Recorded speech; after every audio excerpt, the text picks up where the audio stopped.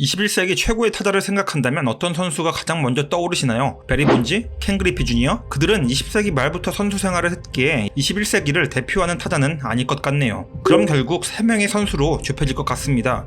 마이크 트라웃, 미겔 카브레라, 그리고 알버트 푸얼스. 그리고 이 중 아마도 아직까진 대부분의 사람들의 입에선 이 선수의 이름이 나올 겁니다. 알버트 푸얼스. 최고의 선수와 최악의 선수를 모두 경험한 21세기 최고의 타자 알버트 푸얼스의 이야기입니다. 2022년 22년간의 선수 생활을 끝으로 알버트 푸얼스라는 이름은 이제 MLB에서 볼 수 없게 되었습니다. 최고의 선수들만이 받을 수 있는 수많은 찬사와 엄청난 기록들을 남긴 채 말이죠. 그것도 자신의 야구 인생의 황금기를 보낸 곳에서 말입니다.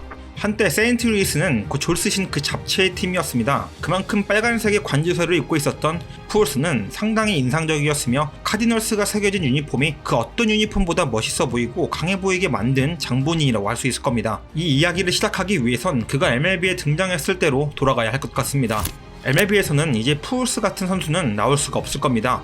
그냥 관용적 표현이 아니라 정말로 이젠 나올 수가 없죠. 푸얼스는 드래프트 13라운드 선수로 이젠 뽑힐 수 없는 순번입니다. 그야말로 그 누구도 기대하지 않는 순번의 선수라고 할 수 있을 겁니다. 그럼 푸얼스는 2년 만에 빅리그 데뷔를 이루게 됩니다. 전체 402순위 선수가 2년 만에 MLB에 오른다? 그가 마이너 시절에 보여줬던 모습이 어땠을까 하는 상상은 엄두도 나지 않습니다. 낮은 드래프트와 짧은 마이너 생활을 뒤로하고 그는 첫 시즌부터 어떻게 2년 만에 MLB로 들어올 수 있었는지를 증명합니다. 루키 시즌 푸얼스의 성적은 161게임 37홈런, 타율 3할 2푼 9리, OPS 1.013, WRC 플러스 159, WAR 7.2. 당장 MVP를 받는다고 해도 전혀 이상하지 않는 정말이지 미친 듯한 성적을 보여줬습니다. 그리고 이건 구운몽에 그치지 않고 하나의 전설을 만드는 시발점이 됩니다. 이후 그는 아름다운 10년이라는 수식어를 만들어낼 만큼 단 한 번의 부진과 장기 부상 없이 무결점한 성적으로 완벽이란 말에 가장 잘 어울리는 성적을 만들어냈습니다. 2001년부터 2011년 총 11년 동안 푸얼스가 쌓은 성적은 1705게임,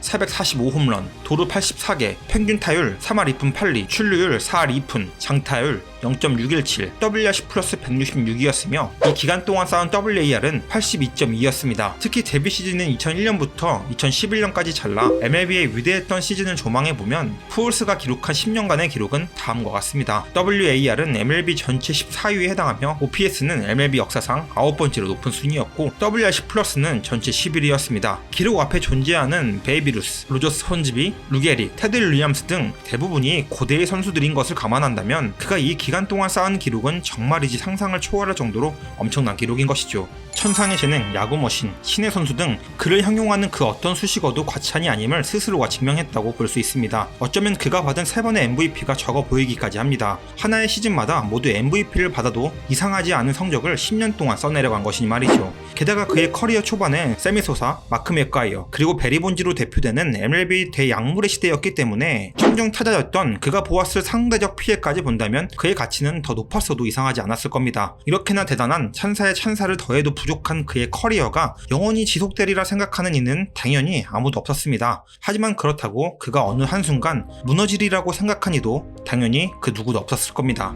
LA 에인절스 역시 너무도 당연하게도 푸얼스의 부진이나 패망은 머릿속에 그려넣지 않은 채 계약을 성사시킵니다. 계약금은 10년 총액 2억 5천만 달러로 지금이야 억 단위 계약을 심심치 않게 볼 수 있으나 당시로선 엄청난 금액이었으며 동시대 최고의 선수 중 하나였던 에이로드 선수를 이어 역대 두 번째의 최대 계약 규모였습니다. 물론 32살이 되는 푸얼스이기에 길면 6년, 짧으면 3년 정도를 더 알차게 써먹을 생각이었겠죠. 그리고 나머지 기간은 어느 정도 하락한 성적으로 시즌을 보낸다고 해도 괜찮다라는 입장이었을 겁니다. 왜냐면 2011년 푸얼스는 8부상을 당한 시즌이었음에도 147게임에 나와 2할 9푼 9리, 37홈런, WRC 플러스 147, WAR 3.9를 기록했으니 말이죠. 당연히 부상이 회복된 이후에 원래와 같이 3할 3푼 정도의 타율과 40개의 홈런과 1점대의 OPS가 다시금 나오리라 생각했을 겁니다. 아니 솔직히 당시 MLB를 보는 모든 팬들은 그렇게 생각했을 겁니다. 이대로 그의 전성기가 끝나리란 생각은 정말로 단언컨대 0.01%의 사람도 없었을 겁니다. 그런데 정말 말도 안 되게 그의 전성기는 그렇게 끝나버렸습니다. 그 누구도 예상할 수 없었던, 그리고 예상하지도 못했던 폭으로 말이죠. 너무도 높았던 존재이기에 그가 떨어지는 폭은 다른 선수들이 떨어지는 낙폭과는 그 차이 자체가 달랐습니다.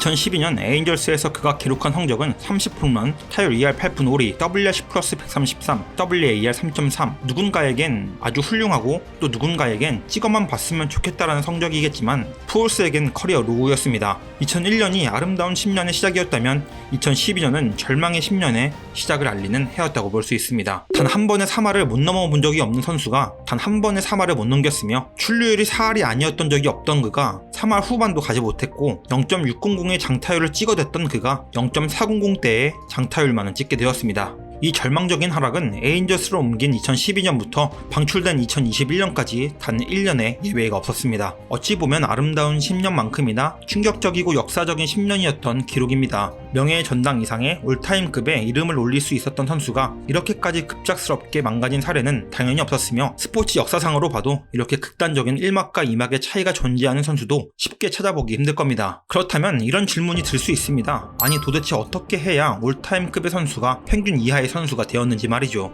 이 현상에 대해서 완벽하게 설명할 수 있는 전문가는 아마도 없을 것으로 추정됩니다. 그만큼 푸올스의 떡락은 충격이었고 예상하는 범위 이상이었기 때문이죠. 그럼에도 몇 가지 원인을 뽑아볼 수는 있습니다. 가장 먼저 이야기할 수 있는 부분은 역시나 부상으로 인한 에이징 커브입니다. 2013년 33살에 돌입했던 푸올스는 무릎을 수술하게 됩니다. 지금 돌이켜보면 이 무릎 수술이 생각보다 크게 작용했던 것으로 보입니다. 가뜩이나 푸올스는 만성적인 족저근막염으로 불편을 호소했었는데 발바닥과 무릎이 동시에 좋지 않게 되면서 야구선수에게 가장 중요한 밸런스가 깨져버리게 된 것이죠.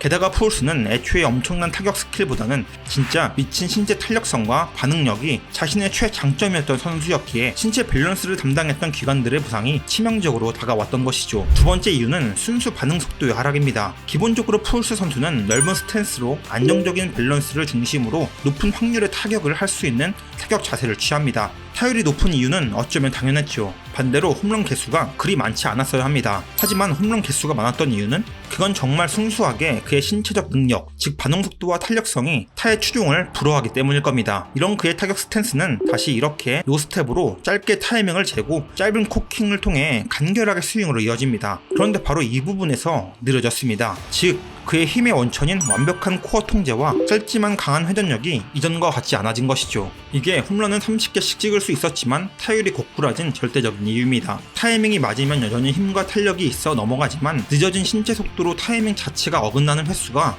너무도 많이 늘어난 것이죠. 그로 인해 확률이 극단적으로 떨어지게 된 것이죠.